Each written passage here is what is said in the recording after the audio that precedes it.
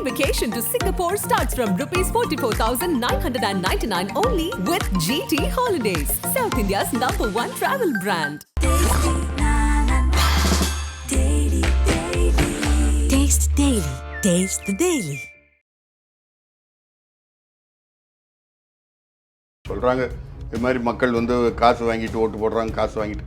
நீங்கள் கட்சிகளையே வந்து காசு வாங்கிட்டு விற்கும்போது அப்புறம் மக்கள் ஓட்டு போடுறதுக்கு என்ன இருக்குது? மக்களை பொறுத்த வரைக்கும் நம்ம ஓட்டை வாங்கி ஆட்சிக்கு வராங்க, ஆட்சிக்கு வந்து கொள்ளையடிக்கிறாங்க, கொள்ளையில் வந்து நமக்கு பங்கு தரட்டும், நாம் பங்கு தந்தையாக மாறிடுவோம்னு மக்கள் பங்கு தந்தை ஆகிட்டாங்க. இடைத்தேர்தல்னா 5000 கூட, பொது தேர்தல்னா 2000 கூடன்ற லெவலுக்கு போயிட்டாங்க. நீங்கள் அப்புறம் அவங்களே அப்படி இந்த கட்சிகளை என்ன சொல்கிறது? உள்ள பிடிக்கிறவங்க கிலுகிலுப்பை காட்டுன்னு போவான். குழந்தை வந்து அம்மாவை விட அந்த கிலுகிலுப்பை காரணம் தான் பார்த்துக்கிட்டு இருக்கோம். பிஜேபிங்கிற பூதம் பூதம் பூதம் பூதம்னு சொல்லி திமுக காட்டுற கிலுகிலிப்பில் இந்த சிறுபான்மையினர் மக்களும் அந்த இயக்கங்களும் மயங்கிடுறாங்க. மயங்கிட்டு அவங்களுக்கு இப்போ அதிமுக பேரில் முழு வெறுப்புன்னு சொன்னால் எம்ஜிஆர் இருக்கும்போது ஓட்டு போட்டிருக்கணும்ல, போட்டாங்கல்ல. ஜெயலலிதா இருக்கும்போது ஓரளவுக்கு ஓட்டு போட்டாங்கல்ல. இப்போ இந்த பிஜேபி கொஞ்சம் ஃபோர்ஸாக இங்கே தமிழ்நாட்டில் வந்து பலம் வர ஆரம்பித்த பிறகு சிறுபான்மையினர் இன்னும் ஃபோர்ஸாக வந்து வெளியே வராங்க. அப்போ அவங்க வந்து என்ன, அவங்களுக்கு நம்பிக்கையை ஊட்டுற கட்சி வந்து திமுக. பாஜக எதிர்ப்பு என்பது வரக்கூடிய சட்டமன்ற தேர்தலில் எதிரொலிக்காதுன்னு பார்க்குறீங்களா? 2019 இருந்து பிஜேபி நரேட்டிவை செட் பண்ணி ஒரு பெரிய வெற்றிகள்லாம் பெற்றிருக்காங்க. அது 26 வந்து ரிஃப்ளெக்ட் ஆகுமா? வாய்ப்பு இருக்கா? இல்லை, இப்போ 26 யார் பிஜேபி தமிழ்நாட்டில் ஆட்சியை பிடிக்க போகுதுன்னு சொன்னால், இன்னைக்கு 70 பேப்பர் இருக்கட்டும், 120 சேனல் இருக்கட்டும், திமுக தான் ஆதரிக்குது. அதுக்கு என்ன ரீசன் எனக்கு தெரியாது. டிஎம்கேவை சப்போர்ட் பண்றாங்கன்னு தெரியாது. ஆனா அதிமுகனா புலி ஆட்டம் அடிக்கிற மாதிரி அடிக்கிறீங்க, திமுகனா பூனை குட்டிக்கு வர மாதிரி கவுறீங்க. இந்த மர்மம் என்னன்னு எனக்கே புரிய மாட்டேங்குது. அதிமுகவில் எந்த ஒரு சரிவும் இல்லைன்னு சொல்ல வரீங்களா சார்? இந்தியா முழுக்க பார்த்தீங்கன்னா ஏதோ ஒரு கட்சி கூட பிஜேபி சேருது, அந்த கட்சியை வந்து கபலீகரம் பண்ணுது, அந்த இடத்துல வந்து பாஜக வளருது. அந்த டாக்டிக்ஸை வந்து தமிழ்நாட்டில் வந்து செயல்படுத்த பார்க்குறாங்க. அது எடுபடாதா? தமிழ்நாட்டில் வந்து நிச்சயமாக எடுபடாது. கூட இருந்து வளரலாம், ஆனால் கூட இருந்து அழிக்க முடியாது. ஏன்னா இது வந்து தமிழ்நாடு வந்து இந்த திராவிட பாரம்பரியம்ங்கிறத விட திமுக அதிமுக ஊறி போனது. மக்களாக பார்த்து இந்த 5 வருஷம் ஆட்சியில் திமுக பேரில் வெறுப்பு இருக்கிறதா சொல்கிறாங்கல்ல, அந்த வெறுப்பு ஒருமுகப்பட்டு அதிமுக ஓட்டா வந்ததுன்னா அதிமுக ஜெயிக்கும். இல்லை நாங்கள் பங்கு தந்தைகள், நீங்கள் அடித்த கொள்ளையில் எங்களுக்கு கமிஷன் கொடுங்கன்னு சொல்லி வாங்கிட்டு ஓட்டு போட்டாங்கன்னா திமுக கூட்டணி தான் ஜெயிக்கும். ஆதன் நேயர்களுக்கு அன்பு வணக்கம். இன்று நம்மோடு மூத்த பத்திரிகையாளர் திருமிகு சத்யாலயா ராமகிருஷ்ணன் வந்துள்ளார். வணக்கம் சார். வணக்கங்க. நல்லா இருக்கீங்களா சார்? ரொம்ப நல்லா இருக்கும். மகிழ்ச்சி சார். சார், அதிமுகவுக்கும் பாஜகவுக்கும் கூட்டணியெல்லாம் முறிஞ்சிருச்சுன்னு நமக்கெல்லாம் தெரியும். ஆனால் சமீபத்தில் பாஜகவுடைய எம்எல்ஏ திருமிகு நயினா நாகேந்திரன் அவர்கள் ஒரு ஸ்டேட்மெண்ட் சொல்லியிருந்தாங்க. மீண்டும் அதிமுக பாஜக மத்தியில் ஒரு கூட்டணி ஏற்பட்டால் மகிழ்ச்சி அப்படிங்கிற மாதிரி ஸ்டேட்மெண்ட்டை சொல்லியிருக்காரு. இது நாம் எப்படி சார் புரிஞ்சுக்கிறது? இல்லை, புரிஞ்சுக்கிறதுக்கு இல்லை. அதிமுக இல்லாமல் பாஜகவால் தனியாக நிற்க முடியாதுங்கிறத அவங்க உணர்றாங்க. ஆகையால் அவர் இப்போ வந்து ஒரு இன்னொரு 1.5 வருஷம் 1.25 வருஷம் இருக்குன்னு வச்சுங்க சட்டமன்ற தேர்தலுக்கு தமிழ்நாட்டில், இப்போ துண்டு ஓட்டு வைக்கிறாரு. அதிமுக இல்லாமல் நம்மளால் செயல்பட முடியாது, அதிமுக தேவைப்படுது. அதிமுகவினுடைய இண்டிவிஜுவல் வாக்கு வங்கி வந்து அப்படியே இன்டாக்டாக இருக்குது. அவங்க தனியானே ஒரு 10-22% காமிச்சிருக்காங்க. எலெக்ஷன் வந்து பார்லிமெண்ட்டுக்கு எலெக்ஷன்னாலும் காங்கிரஸ் வரணுமா பிஜேபி வரணுமான்னு போட்ட ஓட்டில் கூட இவங்க தனியாக நின்று சர்டன் பர்சன்டேஜை காட்டுறாங்க. அப்போ நயினார் நாகேந்திரன் தமிழ்நாடு பிஜேபியினுடைய துணைத் தலைவராக இருக்கார், சட்டமன்ற உறுப்பினராக இருக்கார். இதுக்கு முன்னாடி அதிமுகவினுடைய அமைச்சராக இருந்திருக்காரு, அதிமுகவில் எம்எல்ஏவாகவும் இருந்திருக்காரு. அவர் வந்து அதிமுகவோட உறவு இருந்தால் பிஜேபி வளர்கிறதுக்கு வாய்ப்பாக இருக்கும், இன்னும் வளர்கிறதுக்கு வாய்ப்பாக இருக்கும்னு நினைக்கிறாரு. அண்ணாமலை நினச்சது வேற, இண்டிவிஜுவலாக நின்னாலும் நாம் ஒரு 10 சீட் ஜெயிக்கலாம், 15 சீட் ஜெயிக்கலாம்னு நினச்சாரு. அவர் அண்ணாமலுடைய நினப்பு குழப்ப கெடுதுங்கிற மாதிரி இல்லாமல் போச்சு. அவர் மட்டும் கெடலை, அதிமுகவையும் சேர்த்து கெடுத்துட்டாரு. எது இவங்களாவது ஒரு 5-6 சீட் ஜெயிச்சிருப்பாங்க, அதுவும் இல்லாமல் பண்ணிட்டாருன்னு வச்சுங்க. பட் இதில் வந்து நயினார் நாகேந்திரனுடைய நம்பிக்கை, இதே அதிமுக சைட்லேருந்து பொதுச் செயலாளரோ அல்ல மற்றவங்களோ இது மாதிரி சொல்லியிருந்தால் நாம் அதை டிஸ்கஸ் பண்ணலாம். அதிமுகவிலிருந்து எந்த ஒரு சிக்னலும் வரல அப்படின்னா அதிமுக பாஜக வேண்டாங்கிறத உறுதியாக இருக்காங்க போல இருக்கே சார். இல்லை, நீங்கள் வந்து ஒரு ஸ்டாண்ட் எடுத்துகிட்டு அப்புறம் அதில் உறுதியாக இருக்குதுன்னு வேணும். இப்போ என்னையை பொறுத்த வரைக்கும் தனிப்பட்ட முறையில் ஆஸ் எ ஜேர்னலிஸ்ட் சொல்கிறேன், பிஜேபி கூட இருக்கும்போதும் அதிமுகவுக்கு எந்த பிரயோஜனமும் கிடையாது. ம். இப்போ பிஜேபியை விட்டு வந்த பிறகும் எந்த பிரயோஜனமும் இருக்கிற மாதிரி எனக்கு தெரியல. என்ன காரணம், பிஜேபி கூட இருக்கும், அதில் வந்து இப்போ பூதம் வந்துடும், பேய் வந்துடும், பிசாசு வந்துடும்னு திமுக மிரட்டிகிட்டு இருந்தாலும் சிறுபான்மையினர் வந்து பிஜேபி கூட இருக்கிறவங்களுக்கு ஓட்டு போடலை. அது முஸ்லீமாக இருக்கட்டும், கிறிஸ்டினாக இருக்கட்டும், பிஜேபி கூட இருக்கிறவங்களுக்கு தமிழ்நாட்டில் ஓட்டு போடல. வட இந்தியாவில் வேறு மாதிரி இருக்குன்னு வச்சுங்க. காங்கிரஸுக்கு பாதி பேர் போடுறான் சிறுபான்மையினர், பிஜேபிக்கு பாதி பேர் போடுறான். தமிழ்நாட்டை பொறுத்த வரைக்கும் ஒட்டுமொத்தமாக வந்து சிறுபான்மையினர் பிஜேபிக்கு எதிரான மனநிலையில் இருக்காங்க, ஓட்டு போடுறாங்க. ஆனால் இப்போ போன எலெக்ஷன் பிஜேபி வேணான்னு அதிமுக வெளியே வந்தது, தனியாக நின்னாங்க, தேமுதிக மட்டும்தான் கூட. அப்படியும் முஸ்லீம்ஸ் ஓட்டு போட்ட மாதிரி தெரியலையே. அப்படின்னா இஸ்லாமியர்கள் அதிமுகவை நம்பலையா சார்? அதிமுகவை நம்பலன்னு இல்லை, அவங்க வந்து என்னென்னா திருவிழா கூட்டத்தில் அம்மா இடுப்பில் குழந்தை போகும், புள்ள பிடிக்கிறவங்க கிலுகிலுப்பை காட்டிச்சிட்டு போவான், குழந்தை வந்து அம்மாவை விட அந்த கிலுகிலுப்பை காரணம் தான் பார்த்துக்கிட்டு இருக்கோம். பிஜேபிங்கிற பூதம் பூதம் பூதம் பூதம்னு சொல்லி திமுக காட்டுற கிலுகிலிப்பில் இந்த சிறுபான்மையினர் மக்களும் அந்த இயக்கங்களும் மயங்கிடுறாங்க. மயங்கிட்டு அவங்களுக்கு இப்போ அதிமுக பேரில் முழு வெறுப்புன்னு சொன்னால் எம்ஜிஆர் இருக்கும்போது ஓட்டு போட்டிருக்கணும்ல, போட்டாங்கல்ல. ஜெயலலிதா இருக்கும்போது ஓரளவுக்கு ஓட்டு போட்டாங்கல்ல. இப்போ இந்த பிஜேபி கொஞ்சம் ஃபோர்ஸாக இங்கே தமிழ்நாட்டில் வந்து பலம் வர ஆரம்பித்த பிறகு சிறுபான்மையினர் இன்னும் ஃபோர்ஸாக வந்து வெளியே வராங்க. ஓகே. அப்போ அவங்க வந்து என்ன, அவங்களுக்கு நம்பிக்கை ஊற்ற கட்சி வந்து திமுக ஒன்று. ரெண்டாவது, எந்த சமுதாயமாக இருந்தாலும் அதில் 90% நல்லவங்க இருப்பாங்க, 10% வந்து ஒரு மாதிரி இருக்கிறவங்க இருப்பாங்க, ஏதோ ஒரு தகாத வேலைகள்லேயே அதுலேயே ஈடுபடுவாங்க. அதே மாதிரி சிறுபான்மையினர் சமுதாயத்தில் வந்து ஒரு சிலர் செய்யக்கூடிய தவறுகளுக்கு ஆதரவாகவும் அவங்கள பாதுகாக்கக்கூடிய வகையிலும் திமுக தான் இருக்கும் அப்படிங்கிற நம்பிக்கை இருக்குது. ஏன் இதை நான் வந்து சொல்கிறேன்னு சொன்னால், ஜாஃபர் சாதிக் அவர் வந்து திமுகவினுடைய அயலக அணி அமைப்பாளர். அவர் பண்ண வேலையை நீங்கள் பாருங்கள், அவர் பேரில் கேஸ் இருக்குது, போக்குவரத்து, அது வேறு விஷயம். அது மாதிரி இருக்கிற ஒரு சிலர் திமுகவை வந்து சப்போர்ட் பண்ணுறாங்க. அவங்க கையில் அவங்க சம்பாதிக்கிற பணம் திமுகவில் பம்ப் ஆகுது. அவங்க வந்து சமுதாயத்தில் சில விதைகளை விதைக்கிறாங்க, அந்த விதை நிற்கிது. இப்போ ஒரு கபாலீஸ்வரர் கோவில் இங்கே இருக்குது, அப்புறம் திருவல்லிக்கேணியில் ஒரு கோவில் இருக்குது, பல கோவில் இந்து கோவில் இருக்குது. எந்த கோவில்லையும் அர்ச்சகர் வந்து ஏதோ தட்டில் விழுற காசுக்கு வந்து விபூதி கொடுப்பான், குங்குமம் கொடுப்பான், ஏதோ உங்கள் பேரில் வந்து அர்ச்சனை பண்ணுவானே தவிர, நீங்கள் எல்லாரும் வர்றவா எல்லாம் திமுகவுக்கு ஓட்டு போடுங்கோ, பிஜேபிக்கு ஓட்டு போடுங்கோ, காங்கிரஸுக்கு ஓட்டு போடுங்கோ, அதிமுகவுக்கு ஓட்டு போடுங்கன்னு எவனும் சொன்னது கிடையாது, சொல்கிறதும் இல்லை.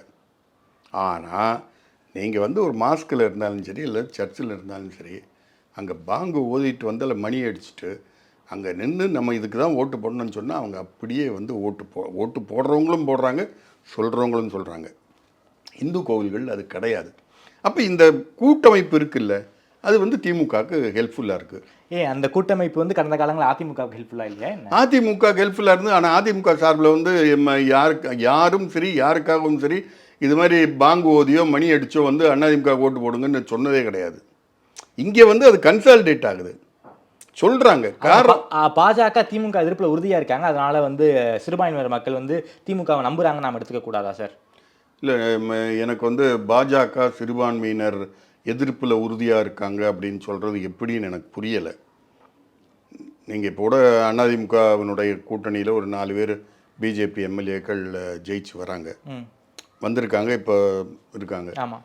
இப்போ அவங்க யாரை வந்து அவங்க தொகுதியில் வந்து சிறுபான்மையினருக்கு எதிராக வந்து என்ன கச்சை கட்டிட்டு வேலை பார்க்குறாங்களா? நல்லா யோசனை பண்ணி பாருங்கள். சரி, பிஜேபி முருகன் யாத்திரை, வேல் யாத்திரைன்னு முருகன் இருந்தபோது நடத்தினார், இவர் ஏதோ ஒரு மக்கள் யாத்திரைங்களாம் நடத்தினாங்க, எல்லா பக்கமும் போனாங்க. அவங்க செய்யறதெல்லாம் சரின்னு நான் சொல்ல. ஆனால் சிறுபான்மையினர் சமுதாயத்தினுடைய ஒரு மாஸ்குலேயோ இல்லை வந்து ஒரு சர்ச்சிலேயோ போய் அவங்க ஒன்றும் கலாட்டா பண்ணல. எந்த அடிப்படையில் நீங்கள் பிஜேபி அப்படிங்கிற ஒரு ஃபிகரை தவறாக சித்தரித்து ஓட்டை கன்சாலிடேட் பண்ணுறது திமுகவினுடைய வாடிக்கையாக போச்சு. ஓகே. எப்போ? 2004 2004க்கு முன்னாடி அதே பிஜேபியை வந்து கெட்ட கட்சியில் இருக்கிற நல்லவர் வாஜ்பாயின்னு சொல்லி அவர் கூட அலைன்ஸ் வச்சு ஜெயிச்சு ஓரளவுக்கு வந்து 5 வருஷம் காலத்தை ஓட்டுனாங்கல்ல. அப்போ அது வந்து பண்டாரம் பிரதேசி கட்சியாக தெரியலையே. அதுக்கு முன்னாடி 98 கோயம்புத்தூர் பாம் பிளாஸ்ட்லாம் நம்ம திங்க் பண்ணி பார்க்கணும். அப்போல்லாம் அன்றைய தலைவராக இருந்த கருணாநிதி பிஜேபியை பற்றி என்னென்ன பேசினாருங்கிறத பார்க்கணும். பண்டாரம் பரதேசின்னு சொன்னது மட்டும் இல்லை, விஷப்பாம்பு, அந்த பாம்பு, இந்த பாம்பு, எல்லா பாம்பையும் சொன்னார். பிஜேபி கூட்டணி பிஜேபிங்கிற கட்சியை தமிழ்நாட்டில் புல்லுக்கும் கூட தெரியாது, பூண்டு கூட தெரியாது. நல்லா வச்சுங்க. அது ஜனசங்கமாக இருந்தபோது 1971 84 சீட் ஜெயிச்சது இந்தியா முழுக்க.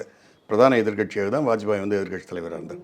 அப்போ கூட தமிழ்நாட்டில் அந்த கட்சி யாருக்கும் தெரியாது. இங்கே இந்து முன்னணின்னு வச்சுட்டு இருந்தாங்க.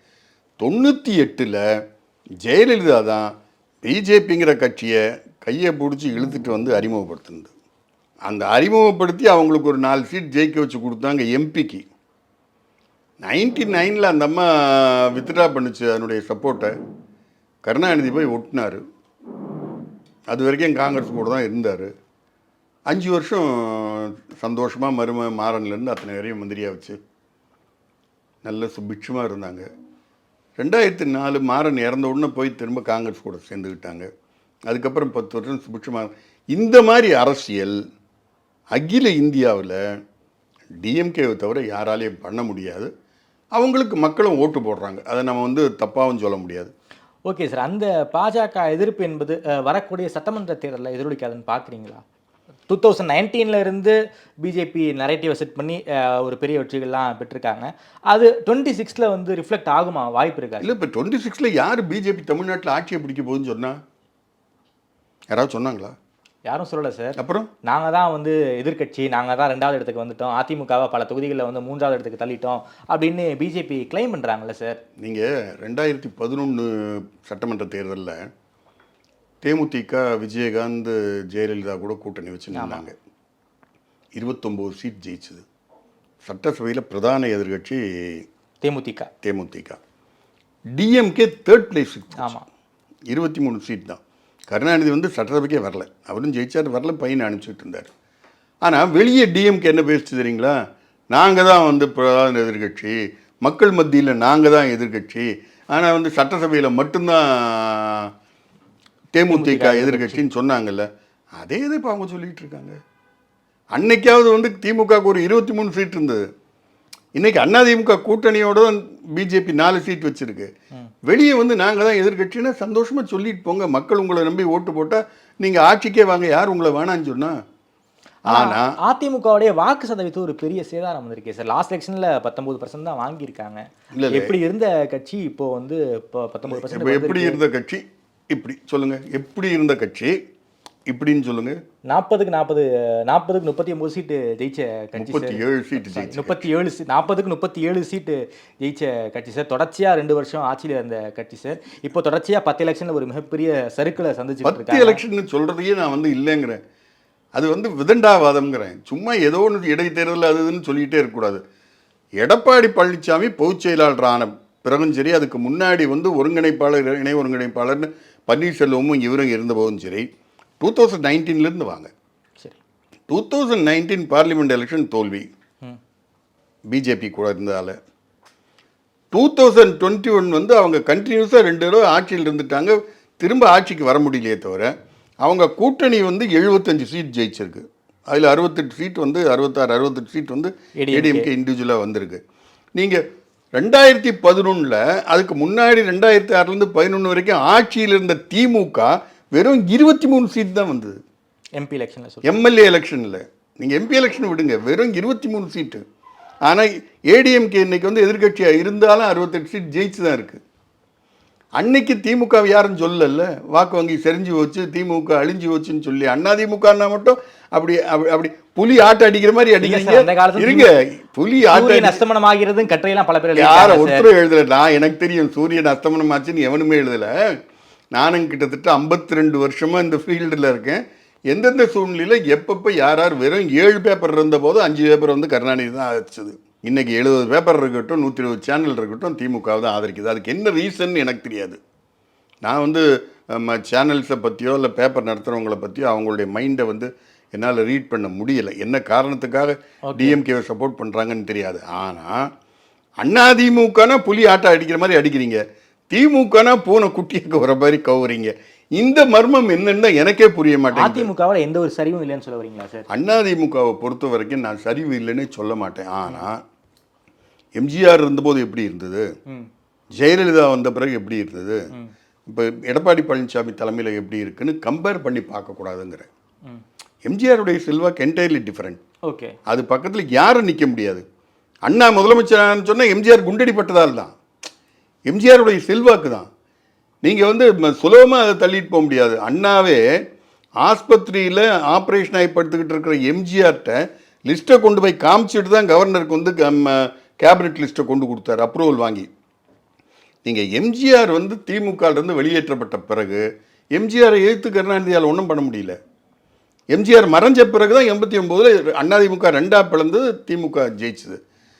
சப்சிக்வெண்ட்டாக கட்சி ஒன்றான பிறகு இதே நீங்கள் இடைத்தேர்தல்னு சொல்கிறீங்களே, ஜனவரி மாதம் கருணாநிதி ஆட்சிக்கு வராரு 89. மார்ச் மாதம் வந்து மதுரை கிழக்கும் மருங்காபுரியும் இடைத்தேர்தல் நடக்குது. ஒருங்கிணைந்த அதிமுக ரெட்டலையில் போட்டி போடுது. இவங்க திமுக 2 தொகுதியிலையும் தோத்துது. சப்சிக்வெண்ட்டாக 89 எண்டில் வந்து பார்லிமெண்ட் எலெக்ஷன் வருது.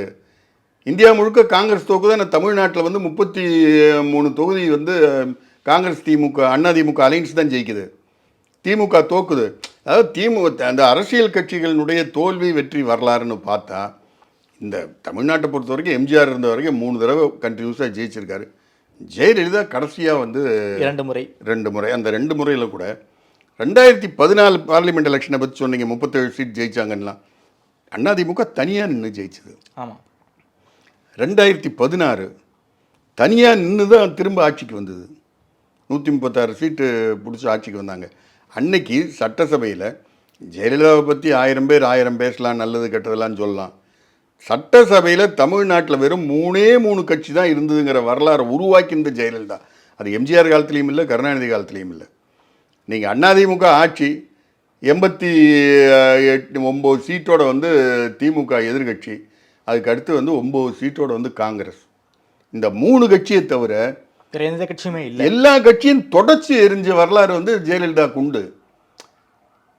நீங்கள் அதுக்கப்புறம் தான் அதில் பார்த்தீங்கன்னா இந்த மக்கள் நல கூட்டணி, அந்த கூட்டணி, இந்த கூட்டணின்னு திருமாவளவன், கம்யூனிஸ்ட்டு, வைகோ இவங்கெல்லாம் நின்னாங்கல்ல. தேமுதிக எல்லாம் 2016 யாராலையும் வர முடியல. அன்னைக்கு என்ன சொன்னாங்க, இந்த மக்கள் நல கூட்டணி வந்து ஜெயலலிதாவுடைய பி டீம்னாங்க. எல்லாம் உங்களை மாதிரி சேனல் பேப்பர் அத்தனை பேரும் அதையே பல்லவி பாடிட்டு இருந்தாங்க. எலெக்ஷன் முடிஞ்சது, எல்லாரும் துடை தெரியப்பட்டார்கள். அவங்கெல்லாம் அதிமுகலேயே வந்து சேர்ந்தாங்க. நல்ல யோசனை பண்ணி பாருங்கள். சப்சிக்வெண்ட்டாக 2019 பார்லிமெண்ட் எலெக்ஷன் போது எங்கே போய் சேர்ந்தாங்க எல்லாரும்? டிஎம்கே கூட்டணி. பின்ன அப்போ அன்றைக்கி வந்து அவங்க யாருடைய பி டீமாக இருந்தாங்க? டிஎம்கே ஒரு 89 சீட் ஜெயிக்குது. இவங்களை தனியாக நிற்க வச்சு ஓட்டை பிரித்தா நாம் ஆட்சிக்கு வந்துடலாம்னு நினச்சி இவங்களை நிற்க வச்சது கருணாநிதி. அது யார்? அதுக்காக உருவாக்கியது கலைஞரா? என்னை பொறுத்த வரைக்கும் நான் வந்து லாஜிக்காக தான் சொல்கிறேன். மக்கள் நல கூட்டணியே ஜெயலலிதா உருவாக்கினாங்கன்றது உண்மையாக இருந்தால் அந்த எலெக்ஷனுக்கு அப்புறம் இவங்கெல்லாம் வந்து அதிமுக அலைன்ஸுக்கு தான் வந்திருக்கணும். எப்படி டிஎம்கே அலைன்ஸுக்கு போனாங்க? போன பிறகு எம்பி எலெக்ஷனில் அவங்கக்கிட்ட டையை போட்டு 2 சீட்டு வாங்கிட்டு 15 கோடி 10 கோடின்னு கம்யூனிஸ்ட்லாம் வாங்கிட்டு போச்சு. எப்படி? சிம்பிளே இல்லாமல், தங்களுடைய சொந்த சிம்பிள் இல்லாமல் டிஎம்கே சிம்பிளில் அன்னைக்கு வந்து வைகோ ஆளை நிறுத்தினார். ஒரே சீட் ஈரோட்டில் கணேசமூர்த்தி. பாவம் இந்த எலெக்ஷனில் சீட்டு கொடுக்கலன்னு அவர் தற்கொலை பண்ணிக்கிட்டாருன்னெலாம் சொல்கிறாங்க. எந்த அளவுக்கு அது உண்மைன்னு தெரியாது. பட் அவர் இறந்து போயிட்டார். பையனுக்கு வந்து திருச்சியில் சீட் வாங்கினார். பையன் கொஞ்சம் அப்பாவோட ரோஷக்காரன் போல் இருக்குது. நான் வந்து இண்டிவிஜுவல் சிம்பிள் தான் நிற்பேன் நின்று ஏதோ ஜெயிச்சு காமிச்சிருக்கேன். அது வரைக்கும் துரை வைகோ பாராட்டலாம். அப்பாவோட பையனுக்கு கொஞ்சம் ரோஷம் அதிகமாக இருக்குது. தாய் 8 அடி பாஞ்சா பையன் 16 அடி பையன் குழந்தை 16 அடி பாயும்னு பழமொழி சொல்லுவாங்க. அது மாதிரி துரை வைகோ வேணா பாராட்டலாமே தவிர எல்லா கட்சியும் டிஎம்கேல சரண்டர் ஆனாங்கல்ல. நீங்கள் சொல்கிறாங்க இது மாதிரி மக்கள் வந்து காசு வாங்கிட்டு ஓட்டு போடுறாங்க, காசு வாங்கிட்டு. நீங்கள் கட்சிகளையே வந்து காசு வாங்கிட்டு விற்கும்போது அப்புறம் மக்கள் ஓட்டு போடுறதுக்கு என்ன இருக்குது? மக்களை பொறுத்த வரைக்கும் நம்ம ஓட்டை வாங்கி ஆட்சிக்கு வராங்க, ஆட்சிக்கு வந்து கொள்ளையடிக்கிறாங்க, கொள்ளையில் வந்து நமக்கு பங்கு தரட்டும், நாம் பங்கு தந்தையாக மாறிடுவோம்னு மக்கள் பங்கு தந்தை ஆகிட்டாங்க. இடைத்தேர்தல்னா 5000 கூட, பொது தேர்தல்னா 2000 கூடுன்ற லெவலுக்கு போயிட்டாங்க. நீங்கள் அப்புறம் அவங்களே அப்படி இந்த கட்சிகளை என்ன சொல்கிறது, நீ முன்னேறி போகிற வழியில் தான் பின்னேறி போகும். உண்டி குலுக்கியே வந்து அரசியல் நடத்தின கம்யூனிஸ்ட் இயக்கங்கள் இன்றைக்கி வந்து 15 கோடி 10 கோடி 20 கோடி வாங்கிட்டு ஒரு அலையன்ஸில் போய் நின்று ஒரு 2 சீட்டு போகிறோம்னு இருக்காங்கன்னு வச்சுங்க. அப்புறம் மக்களை நம்ம சொல்லி பிரயோஜனமே இல்லையே. மக்களை குறைய சொல்ல முடியாது. அவங்களுக்கு தெரியுது யார் ஆட்சியில் இருந்தாலும் கொள்ளையடிக்க போகிறாங்க, எங்கள் பங்கு கொடுறான்னு கேட்குறாங்க. ஓகே சார், நீங்கள் சொல்கிறீங்க அதிமுகவில் எந்த பிரச்சனையும் இல்லை, எந்த சரிவும் இல்லைன்னு சொல்கிறீங்க. ஆனால் கட்சிக்குள்ளே இருக்கக்கூடிய 6 சீனியர் அமைச்சர்கள் வந்து நாம் ஒன்று சேரணுங்கிற ஒரு கோரிக்கையை வச்சுருந்தாங்க. அது வந்து எடப்பாடி ரிஜெக்ட் பண்ணிட்டாருங்கிற தகவலும் நமக்கு வந்திருக்கு. ஸோ இப்போ சரிவில் இருக்கும்போது ஒன்று சேரணும்னு ஒரு பத்திரிகையாளர் நீங்கள் நினைக்கிறீங்களா? 6 முன்னாள் அமைச்சர்கள்னு சொல்கிறீங்க. ஆமாம். எடப்பாடியாருக்கு ப்ரெஷர் கொடுத்தாருன்னு சொல்கிறீங்க. ஆமாம். தகவல் வந்ததுன்னு சொல்கிறீங்க. இந்த 6 + 1 7 எடப்பாடியாரோட சேர்த்து 7 பேர்னு வச்சுக்குவோம். இந்த 7 பேரில் யார் உங்களுக்கு சொன்னது? 7 பேர் சொல்ல சார், அவங்களோட தொடர்பில் கூட ஒரு பத்திரிகையாளர் தான் நியூஸை பிரேக் பண்ணுறாரு. இப்போ நான் இருக்கேன், அவங்க கூட தொடர்பில் இருக்கேன், எல்லாரு கூடயும் தொடர்பில் இருக்கேன். எங்கிட்ட யாரும் வந்து சொல்லவே இல்லையே. வேறு எந்த பத்திரிகையாளர்? அதாவது அதிமுக அப்படிங்கிற ஒரு கட்சியை ரூயின் பண்ணணும்னு ஒரு கேங் இருக்குது. அதில் ஒரு சில பத்திரிகையாளர்களும் இருக்காங்க. அவங்க வந்து அதில் 2 விஷயம் இருக்குது. ஒரு பேப்பர் பேரை நான் சொல்ல விரும்பல, நானும் வாங்குகிறேன். அந்த பேப்பர் வந்து பிஜேபியை வந்து ப்ரமோட் பண்ணுது தமிழ்நாட்டில். அப்போ பிஜேபி ப்ரமோட் ஆகணும்னா ஒன்று டிஎம்கே ரூயின் பண்ணணும், இல்லாட்டி ஏடிஎம்கே ரூயின் பண்ணணும். அந்த இதில் அந்த பேப்பர் வந்து தெளிவாக இருக்காங்க. நீங்கள் அந்த பேப்பர் அண்ணாமலை கொடுத்த பப்ளிசிட்டி வேறு யாரும் கொடுத்தது கிடையாது. அந்த காலை பேப்பர் அண்ணாமலை கொடுத்த பப்ளிசிட்டி, இப்போ கொடுத்துக்கிட்டு இருக்க பப்ளிசிட்டி வேறு யாரும் கொடுத்தது கிடையாது. ஒன்று எப்படியாவது பிஜேபியும் அதிமுகவையும் டைப் பண்ண வைக்கணும். இல்லைன்னா அதிமுகவை நீங்கள் இந்தியா முழுக்க பார்த்தீங்கன்னா ஏதோ ஒரு கட்சி கூட பிஜேபி சேருது, அந்த கட்சியை வந்து கபலீகரம் பண்ணுது, அந்த இடத்துல வந்து பாஜக வளருது. அந்த டாக்டிக்ஸை வந்து தமிழ்நாட்டில் வந்து செயல்படுத்த பார்க்குறாங்க. அது எடுபடாதா? தமிழ்நாட்டில் வந்து நிச்சயமாக எடுபடாது. கூட இருந்து வளரலாம், ஆனால் கூட இருந்து அழிக்க முடியாது. ஏன்னா இது வந்து தமிழ்நாடு வந்து இந்த திராவிட பாரம்பரியங்கிறத விட திமுக அதிமுகவில் ஊறி போனது. நீங்கள் இப்போ டிஎம்கே ஓரியன்ட் ஆளுங்க இருக்காங்கன்னு வச்சுங்க, அவங்களுக்கு அவங்க கட்சிக்காரனை பிடிக்கல, இல்லை கட்சியை பிடிக்கலன்னா அவன் எய்த்து வந்து யாருக்கும் ஓட்டு போட மாட்டான். ஓட்டு போடாமல் வீட்டில் படுத்துக்குவான். சரி. ஏடிஎம்கே அதே ரகம்தான். ஏடிஎம்கேக்கு இது வரைக்கும் தோல்விகள்னு வந்த நேரத்திலலாம் பார்த்தா என்ன, நான் வந்து இது வரைக்கும் அப்சர்வ் பண்ணதில்லை. அதிமுகவனுடைய கேடர் பேஸ் எப்படின்னு சொன்னால், அவன் வந்து படுத்தா கும்பகர்ணை எழுந்தா இந்திரஜித். அவன் எப்பவுமே அவனுக்கு பிடிக்கலன்னா அவன் பாட்டு வீட்டில் படுத்துக்குவான். ஓட்டு போட மாட்டாங்க. ஓட்டு போடவே வரமாட்டான், யாருக்கும் போட மாட்டான். அவன் எழுந்து வந்து வேகமாக வேலை பார்த்து ஓட்டு போட்டான்னா அதிமுகவை வந்து அடிக்கிறதுக்கு ஆள் கிடையாது. ஓகே. இப்போ நான் சொல்கிறேன், தமிழ்நாட்டில் எத்தனையோ கட்சி, மற்றெல்லாம் இப்போ கேரளாவில் எடுத்தால் கம்யூனிஸ்ட்டு, காங்கிரஸ், இப்போ தான் பிஜேபி ஒரே ஒரு இடத்துல ஜெயிச்சிருக்காங்க. ஒரு இடத்துல இல்லை, பிஜேபி இப்போ தான் வருது. இப்போ கர்நாடகா எடுத்துங்க, பிஜேபி, காங்கிரஸ், தேவகவுடா, ஒரு 3 கட்சி. இப்படி இந்தியா முழுக்க எந்த ஸ்டேட் எடுத்தாலும் ஒரு 2 கட்சி 3 கட்சிக்கு மேலே கிடையாது. ஆமாம். 120 கட்சி இருக்கிற ஒரே ஸ்டேட் வந்து அதிமுக தான். Registered party, unregistered party, recognised party, unrecognised party, 120 கட்சி இருக்குது. லெட்டர் பேடு கட்சிகள் தான் இருக்குது. இவங்கெல்லாம் எந்த அடிப்படையில், எந்த நம்பிக்கையில் வந்து இருக்காங்க? யாரா ஒரு பெரிய கட்சின்னு பார்த்தா அதிமுக, திமுக, இவங்க கூட ஒட்டா நமக்கு பொழப்பு ஓடுங்கிறது தான் இத்தனை 120 கட்சியும் இருக்குது. ஆனால் ஒரு 5-6 கட்சி பெரிய கட்சின்னு வச்சுக்குவோம். திமுக, அதிமுக, காங்கிரஸ், பிஜேபி, 2 கம்யூனிஸ்ட். இப்போ வந்து சீமான் வந்து அவர் தனியாக வந்து ஒரு 3 எலெக்ஷனாக பண்ணிகிட்டு இருக்காரு. 234 தொகுதிக்கும் கேண்டிடேட் போடுறாரு. அப்புறம் வந்து 39 எம்பி தொகுதி தனியாக நிற்கிறார். இப்போ புதுசாக ஒரு கட்சி லான்ச் ஆகிருக்குன்னு சொல்கிறாங்க. போகிறதா நடிகர் விஜய், தமிழக வெற்றி கழகம். ஆமாம். இந்த 5-2 7ன்னு வச்சுக்கோ. ஓகே. இந்த 7 கட்சியும் கூட்டணி இல்லாமல் தனித்தனியாக வர்ற 26 எலெக்ஷனில் நிற்கிறாங்களான்னு கேளுங்க. தனித்தனியாக நிற்க சொல்லுங்கள். இதில் வந்து இது லிட்மஸ் டெஸ்ட். ஆமாம், எல்லாருக்குமே எலெக்ஷனுங்கிறது எல்லாருக்குமே லிட்மஸ் டெஸ்ட். அப்படி இல்லை, ஆள் தனியாக நிற்கிறதுங்கிறது வேற, எலெக்ஷனுங்கிறது வேற. கூட்டணி நீங்கள் 10 பேர் புலிக்கு பயந்தவெல்லாம் எம்எல்ஏ படுத்துக்கன்னு 10 பேரை சேர்த்துக்கிட்டு நீங்கள் வரீங்க. நான் பாட்டுக்கு ஒன்று தனியாகவோ இல்லை இந்த தம்பியை கூப்பிட்டு வந்தேன்னா எப்படி உங்களை எடுத்து நின்னால் ஜெயிக்க முடியும்? நீங்கள் ஓட் பேங்கை கன்சால்டேட் பண்ணுறீங்கல்ல. அப்போ நான் வந்து ஒரு இது சொல்லுவாங்க, நிர்வாண உலகத்தில் வண்ணானிக்கு நட வேலைன்னு. எல்லா நிர்வாணமும் அலையறீங்க, நான் வந்து துணி துவைக்கிறேன்னு வந்து நின்று பண்ணுறது. இதை வந்து யதார்த்தமாக நம்ம பார்க்கணும். இப்போ திமுக வந்து இத்தனை பேர் சேர்த்து வச்சுருக்காங்கன்னு சொன்னால் அது அவங்களுடைய டேலண்ட், அவங்களுடைய திறமை. அவங்க 10 பேரை கூட வச்சுருக்காங்க. அப்போ அதுக்கேற்ற மாதிரி இருக்கணும்னு மற்றவங்க நினைக்கிறதுல தப்பு இல்லை. ஆனால் நீங்கள் அத்தனை பேரும் தனித்தனியாக நிற்கிறோம், மக்கள் யாருக்கு ஆதரவு யாருக்கு இருக்கோ அவங்க ஆட்சி அமைக்கணும்னு சொல்லி நிற்க சொல்லுங்கள் பார்ப்போம். இதை நான் ஒரு சேலஞ்சாகவே சொல்கிறேன். இன்றைக்கி வந்து இந்த 3 வருஷம் ஆட்சியில் நல்லது பண்ணியிருக்கோம், மக்களுக்கு நல்லது போய் சேர்ந்துருக்கு, இவ்வளவு பண்ணியிருக்கேன், இன்றைக்கி நான் அமெரிக்காவில் இவ்வளவு கையெழுத்து போட்டிருக்கேன், அடுத்து வந்து இத்தனை லட்சம் கோடி வரப்போகுது, இதுக்கு முன்னாடி நான் துபாயில் 6000 கோடிக்கு போட்டேன் வந்துடுச்சு, அதுக்கு முன்னாடி ஜப்பானில் இவ்வளோ போட்டேன், சிங்கப்பூரில் போட்டேன், எல்லாம் வந்துடுச்சு, மக்கள் சுபிட்சமாக இருக்காங்க, நான் என்னை நம்புகிறேன், மக்களுக்கு நல்லது பண்ணியிருக்கேன். வர்ற எலெக்ஷன் வந்து தமிழ்நாடு சட்டசபைக்கு இந்த 5 வருஷம் நான் பண்ண நல்லது என்னை ஆட்சிக்கு வர வைக்கும், திரும்ப என்னை உட்கார வைக்கும். எம்ஜிஆர் மாதிரியோ ஜெயலலிதா மாதிரியோ நான் இப்போ நேரு கூட சொன்னாராமா, ஜெயலலிதாமா வந்து பெருமையாக பேசினாங்க 2016 மீண்டும் 32 வருஷம் கழித்து நான் திரும்ப ஆட்சிக்கு வந்திருக்கேன்னு. அந்த பெருமையை வந்து எங்கள் முதலமைச்சர் பேசுவார், தளபதி பேசுவாருன்னெலாம் பேசினாராமா. சந்தோஷம். ஜெயலலிதா பெருமை பேசினாங்கன்னு சொன்னால் அவங்க தனியாக நின்று ஆட்சியை பிடிச்சி பெருமை பேசினாங்க. நீங்கள் இத்தனை பண்ணியிருக்கீங்கல்ல, 5 வருஷம் நான் வந்து இவ்வளவு பண்ணியிருக்கேன், மக்கள் என்ன நம்புகிறாங்க, நான் மக்களை நம்புகிறேன், நான் திமுக தனியாக நிற்கும், தனியாக நின்று ஆட்சியை பிடிக்கும் சொல்லிட்டு எலெக்ஷனுக்கு வர சொல்லுங்கள். நீங்கள் திரும்ப ஒரு கேள்வி கேட்பீங்க, அதிமுக சொல்லிச்சா? அதிமுக போன எலெக்ஷனில் சொல்லிச்சு. தேமுதிக கூட இருந்தாங்களே சார். அது தேமுதிக எத்தனை சீட்டு? 5 சீட் தானே. நீங்கள் மீதி 34 சீட்லேயும் வந்து அதிமுக ரெட்டலையில் தான் நின்றுது. நீங்கள் இந்த பக்கம் 10, அதான் சொன்னேன் திரும்ப திரும்ப, அதிமுகனா புலி ஆட்டை அடிக்கிற மாதிரி அடிப்பீங்கன்னு. இவன் 10 பேரோட நின்று 39 தொகுதி ஜெயிச்சிருக்கான், அது சொல்ல மாட்டேங்கிறீங்க. அந்த ஓட் ஷேரில் வந்து திமுகவுடைய ஓட் பேங்குன்னு அதிமுக இப்போ சொல்கிறோம்ல 19%, 20%, 21%.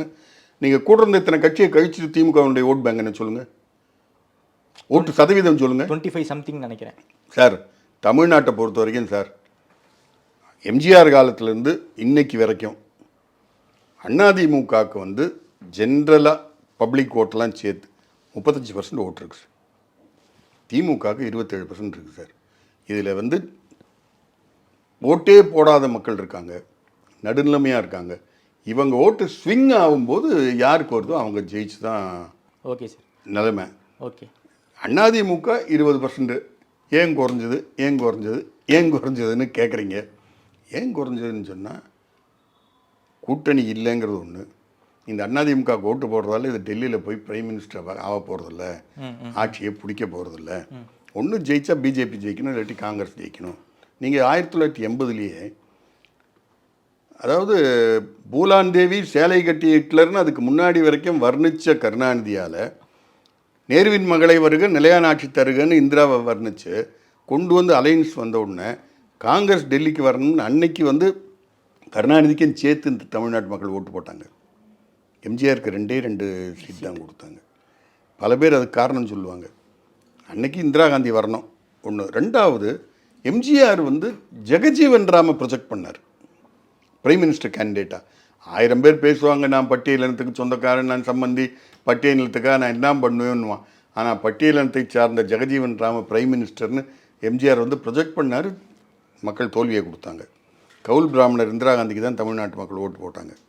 நமக்கு வேணும்னா பிராமணர்கள் வேணுமோ, வேணான்னு சொன்னால் பிராமணியம் ஒழியம், அது ஒரு தனி அரசியல்னு வச்சுக்குவோம். என்னையை பொறுத்த வரைக்கும் 2026 தேர்தலில் தமிழ்நாட்டில் இருக்க அரசியல் கட்சிகள் எந்த கட்சியாக இருக்கட்டும், சீமான் மாதிரி அதிமுக மாதிரி தனியாக நிற்கிறதுக்கு தயார்னு சொல்கிறாங்களான்னு பாருங்கள். அதை கேட்டுட்டு அடுத்த தடவை வாங்க. யாரும் அப்படி சொல்ல மாட்டாங்க சார். ஏன் சொல்ல மாட்டாங்க? நான் என்ன சொல்கிறேன், அப்போ உனக்கு வந்து முதுகெலும்பு இல்லை, நீ 2 கால் இல்லாத முண்டி, உனக்கு சுற்றி வந்து 8 கால் இருந்தால் உன்னால் நிற்க முடியும். இல்லை, அதிமுகவே சீமான் கூட்டணி வாங்க மாவட்ட செயலாளர் கூட்டத்தில் பேசியிருக்காங்களே சார். சார் நீங்கள் வந்து ஒவ்வொரு கட்சியும் இப்போ நேரு பேசின மாதிரி தான் ஒவ்வொரு கட்சியும் ஏதாவது பேசும். சீமான் வாங்கன்னு சொல்லி அதிமுக மாவட்ட செயலாளர் கூட்டத்தில் பேசின மாதிரி எனக்கு தெரியல. அதிமுகவை பொறுத்த வரைக்கும் சீமான் வந்தாலும் சரி, வரலனாலும் சரி, யார் வந்தாலும் சரி, வந்தால் சரி, வரலன்னா இல்லைன்னு அவங்க நிற்கிறதுக்கு தயாராக இருக்காங்க. ஆமாம். அதிமுகவை பொறுத்த வரைக்கும் நாங்கள் நீங்கள் 1000 சொல்லுங்கள், 10 தடவை தோத்தாங்க, 20 தடவை தோத்தாங்க, தோத்தாலும் எங்கள் ஸ்ட்ரென்த்தை நாங்கள் வந்து எஸ்டாப்ளிஷ் பண்ணுறதுக்கு தயாராக இருக்கோம்னு அவங்க சொல்கிறாங்க. பட் மற்றவங்க சொல்கிறாங்களா?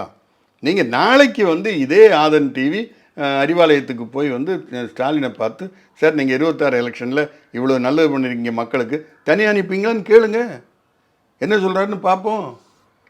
நான் கேட்குறேன், திராவிட முன்னேற்ற கழகமாக இருக்கட்டும், திராவிட முன்னேற்ற கழகமாக இருக்கட்டும், மற்ற கட்சிகளுக்கு 5 சீட்டும் 10 சீட்டும் கொடுக்கறதுக்கு நீங்கள் கட்சி நடத்துறீங்க? கருணாநிதி ஒரு வாட்டி கேட்டார்ல, இது என்ன சங்கரப்படமான்னு.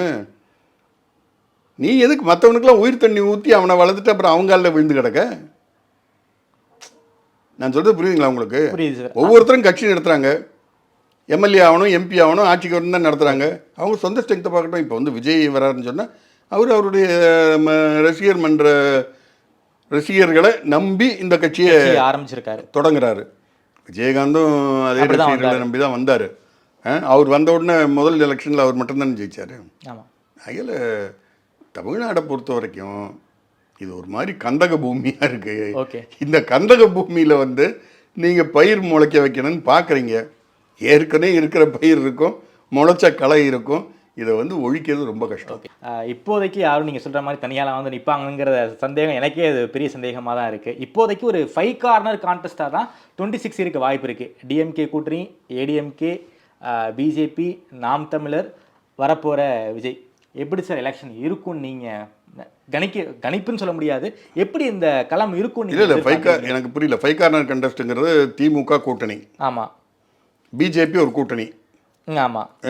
விஜய், ஆமாம், சீமான், ஏடிஎம்கே இந்த 5 நின்னா தனித்தனியாக நின்னா யார் ஜெயிப்பாங்கன்னு கேட்குறீங்க? இல்லை, களம் எப்படி இருக்குன்னு 5 கார்னர் கான்டெஸ்ட் தமிழ்நாடு பார்த்தது கிடையாது. எப்படி இருக்குன்னு நினைக்கிறேன்.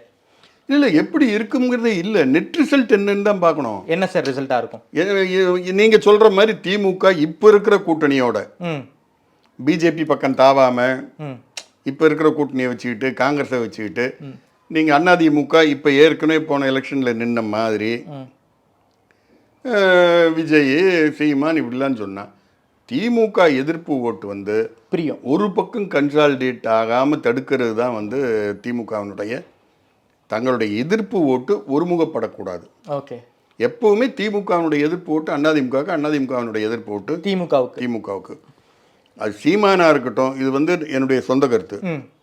சீமானா இருக்கட்டும், விஜயா இருக்கட்டும், யாராக இருந்தாலும் அவங்க இப்போ கட்சி ஆரம்பிக்கிறாங்கன்னு சொன்னால் அவங்க வந்து திமுக போடுற வேற இல்லைன்னு சொல்லலாம், எது வேணாலும் சொல்லலாம், அதெல்லாம் நான் ஒத்துக்கவே மாட்டேன்.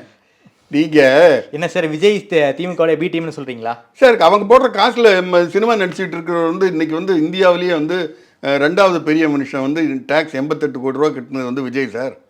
அவருக்கு மேலே வந்து 92 கோடி கட்டுறது வந்து ஷாருக் கான். இந்த 2 பேர் தான். இந்த 2 பேருக்கு நீ ரெட் ஜெயின் மூவிஸும் சன் பிக்சர்ஸும் இல்லைன்னா விஜயும் கிடையாது, சூர்யாவும் கிடையாது, எவனும் கிடையாது. இல்லை சார், நீங்கள் ஜெயின் டூ சன் பிக்சர் இல்லைனாலும் விஜய்க்கு 100 கோடி கொடுக்க சம்பளம் கொடுக்க நிறைய பேர் தயாராக இருக்காங்க. யார் நீங்கள் தயவு பண்ணி எண்ணுங்க. ஏஜிஎஸ் இருக்காங்க சார். போன அதாவது 2006க்கு முன்னாடி ஏஜிஎஸ் சார் சொல்லுங்கள் சார். 2006 and 11க்கு முன்னாடி ஏஜிஎஸ் எத்தனை தேட்டர் நடத்தினா, ஏஜிஎஸ் எத்தனை படம் எடுத்திருக்கான்னு தயவு பண்ணி சொல்லுங்கள். டிஎம்கே பவரில் இருக்கும்போது பல பேரை உருவாக்குறாங்க. அதில் ஒன்று தான் இவங்களுடைய ரெட் ஜெயின் மூவிஸு. 96-2001 இவங்க உருவாக்கின சன் மூவிஸு. அதில் நீங்கள் மொத்த இண்டஸ்ட்ரி அவங்கக்கிட்ட பவர் இருந்தாலும் இல்லைனாலும் இண்டஸ்ட்ரியை கண்ட்ரோல் பண்ணக்கூடிய கெப்பாசிட்டி வந்து அவங்கக்கிட்ட இருக்குது. நீங்கள் சன் நெட்வொர்க்கினுடைய ஷேர் மார்க்கெட்டை போய் பாருங்கள். அதில் இருக்கிற சேர்மனாக இருக்கட்டும், வைஸ் சேர்மனாக இருக்கட்டும், அவங்களுடைய இயர்லி இன்கம் என்னன்னு பாருங்கள். வேறு யாருக்கும் வராது. அப்போது டிஎம்கே வந்து என்னை பொறுத்த வரைக்கும் சொல்கிறேன், கிளவராக ப்ளே பண்ணுறாங்க. டிஎம்கேவை பொறுத்த வரைக்கும் ஆஸ் எ ஜேர்னலிஸ்ட்டு கிளவராக ப்ளே பண்ணுறாங்க. கருணாநிதியை விட ஸ்டாலின் ரொம்ப கிளவராக ப்ளே பண்ணுறாப்புல. கருணாநிதியை விட ஸ்டாலின் டேஞ்சரான ஆள்னு நான் சொல்ல மாட்டேன். நீங்கள் சொல்லி கொடுத்தாலும் மண்டையில் ஏற்றிக்கிட்டு செயல்படுத்துவார், தம்பி சொல்லி கொடுத்தாலும் செயல்படுத்துவார், நான் சொல்லி கொடுத்தாலும் செயல்படுத்துவார். நீங்கள் துண்டு சீட்டில் தான் எழுதணும், இல்லை பெரிய சீட்டில் எழுதி கொடுத்தாலும் அவர் கரெக்டாக அதை படிப்பார். அவராக செய்ய மாட்டார். ஆனால் அவர் ஏன் கிளவராக ப்ளே பண்ணுறாருன்னா, அவருக்கு தோதான ஆட்கள் ஒரு 5 பேரை வச்சுருக்காரு. அவங்க இவரை துதிப்பாடிக்கிட்டே இருக்கணும், இவரை விட்டு போகக்கூடாது, எலெக்ஷனில் இவர் கூட இருக்கணும்னு. அதே நேரத்தில் இவருக்கு எதிராக இருக்கிறவங்க வந்து செதறி கடக்கணும். செதறி கடந்தால் தான் நாம் வந்து வித்ஸ்டாண்ட் பண்ண முடியும்னு நினைக்கிறார். நீங்கள் சொல்கிற மாதிரி 5 முனை போட்டி நடந்தால் மக்களாக பார்த்து இந்த 5 வருஷம் ஆட்சியில் திமுக பேரில் வெறுப்பு இருக்கிறதா சொல்கிறாங்கல்ல, அந்த வெறுப்பு ஒருமுகப்பட்டு அதிமுக ஓட்டாக வந்ததுன்னா அதிமுக ஜெயிக்கும். இல்லை நாங்கள் பங்கு தந்தைகள், நீங்கள் அடித்த கொள்ளையில் எங்களுக்கு கமிஷன் கொடுங்கன்னு சொல்லி வாங்கிட்டு ஓட்டு போட்டாங்கன்னா திமுக கூட்டணி தான் ஜெயிக்கும். ஓகே சார், ரொம்ப நன்றி சார். பல்வேறு கேள்விகளுக்கு ரொம்ப அறிவாக பதில் சொல்லியிருக்கீங்க. நேரம் கொடுத்து பேசியமைக்கு நன்றி சார். ரொம்ப நன்றி.